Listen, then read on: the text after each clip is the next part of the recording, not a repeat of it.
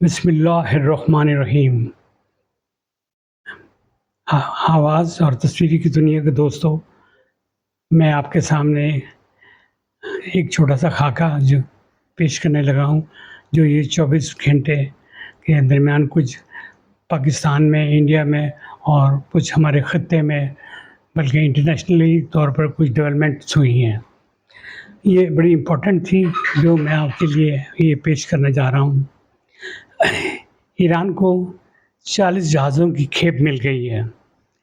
وہ J-10C جہاز ہیں، ان کی پرفارمنس پاکستان میں بہت اچھی رہی اور وہ بہت اچھی انہوں نے یہ انڈیا اور پاکستان کی جو جھڑپ ہوئی تھی اس میں بہت اچھی انہوں نے اپنی کارکردگی دکھائی۔ اب ایرانی پائلٹ یہ اس کی ٹریننگ لے رہے ہیں، ان کا پورا سٹاف، ٹیکنیکل سٹاف، سارا کچھ وہ پوری ٹریننگ لے رہے ہیں۔ یہ پہلی کھیپ ہے، وہ ایران کو 150 جہازوں کا یہ معاہدہ ہوا ہے اور اس کے بدلے میں ایران کو تیل دینا پڑے گا، وہ یہ معاہدہ ہوا ہے۔ اور اب ایران کو اندازہ ہوا ہے کہ ہماری جو اس اسرائیل کی وار میں جو ہماری فضائی قوت تھی وہ بالکل ناکارہ تھی، کوئی اس میں ہم کوئی اپنی فضائی قوت میں کوئی ہمارا کارکردگی نہیں رہی، اور ہمیں اسرائیل نے بری طرح ہمارے پہ بمباری کی، کوئی رکنے والا نہیں تھا۔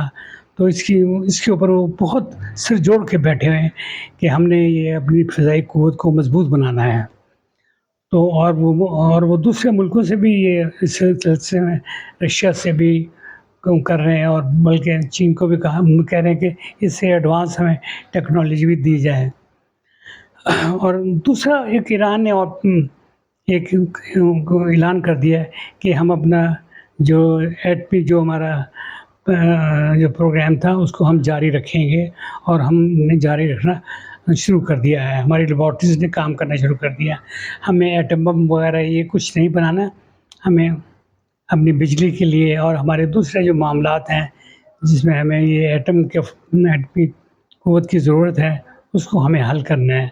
اور ہم اپنا جو ہمارا یورینیم ہے اس کو بھی ہم انرچ کر رہے ہیں۔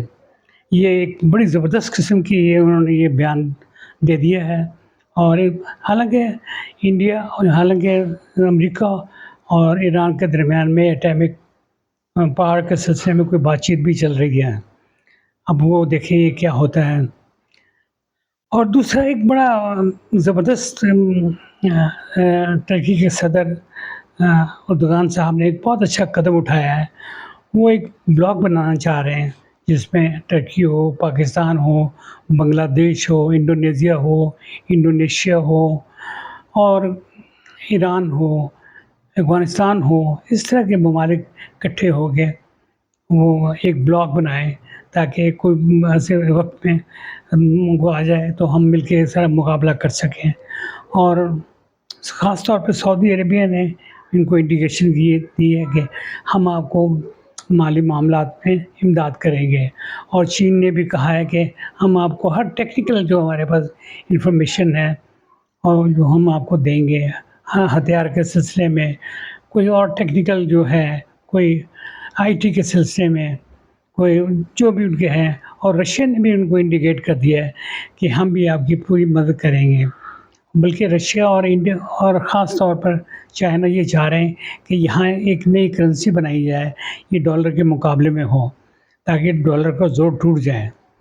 تو یہ بات جو ہے نا، امریکہ تو سخت ناگوار گزری ہے، اور امریکی صدر ٹرمپ نے تو اس پر دھمکی بھی دے دی تھی کہ اگر یہ آپ لوگوں نے یہ بات سوچی تو میں آپ کے اوپر ٹیکسز لگا دوں گا اور میں آپ کی امداد بند کر دوں گا، اس طرح کے۔ لیکن یہ ان کے پروگرام ہیں، تو اب دیکھیں یہ اس کامیابی ہوتی ہے یا نہیں ہوتی ہے، لیکن یہ ان کی سوچ ایک بہت مثبت سوچ ہے، کیونکہ امریکہ اور یورپی یونین نے بھی اپنی ایک معاہدہ آپس میں کیا ہوا ہے، نیٹو، کہ اگر کوئی مسئلہ پیدا ہو جائے تو یہ سارے مل کر یہ اس مسئلے کو حل کریں گے۔ انڈیا جو ہے اور اسرائیل ہے یہ بڑا چیخ رہا ہے۔ انڈیا تو پاکستان کے متعلق چیخ رہا ہے کہ جی پاکستان کا اگر یہ سارا سلسلہ ہو گیا تو ہمارے سرحدوں کو، ہمارے بارڈرز کو بہت خطرہ ہو جائے گا، ہمیں بہت مسائل پیدا ہو جائیں گے۔ تو اور دوسری طرف جو ہے اسرائیل، وہ بڑا چیخ رہا ہے کہ جی اگر یہ انہوں نے بلاک بنا لیا تو میرا تو کوئی تحفظ نہیں جائے گا۔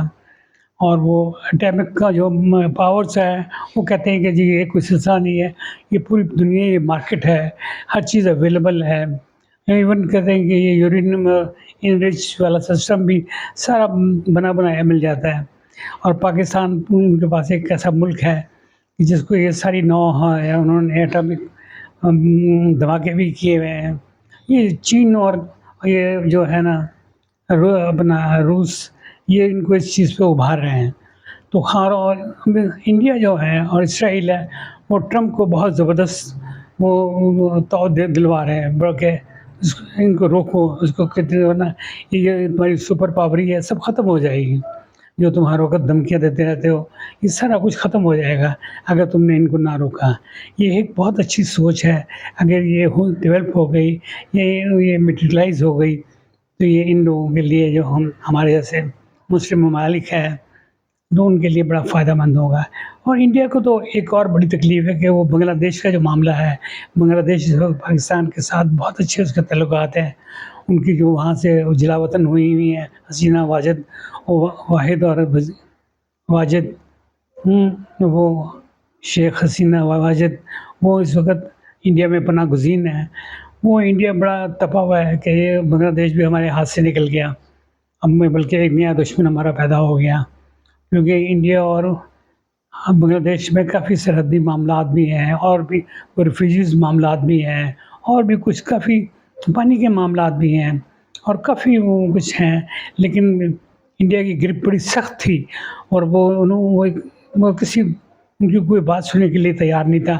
اب وہ جب سے وہ حسینہ واجد وہاں گئی ہیں، اب ان کا زور ٹوٹا ہے، اور بنگلہ دیش اپنے پاؤں پر کھڑا ہو گیا ہے، اور وہ اپنے فیصلے خود کرنا چاہ رہا ہے۔ پاکستان کو بھی اس کو بڑی خوشی ہوئی ہے کہ ہمارا چلو روٹھا ہوا بھائی ہمارے ساتھ تو آگے ہاتھ تو ملایا اس نے۔ یہ میرا چھوٹا سا ولاگ تھا، امید ہے کہ آپ کو پسند آیا ہوگا۔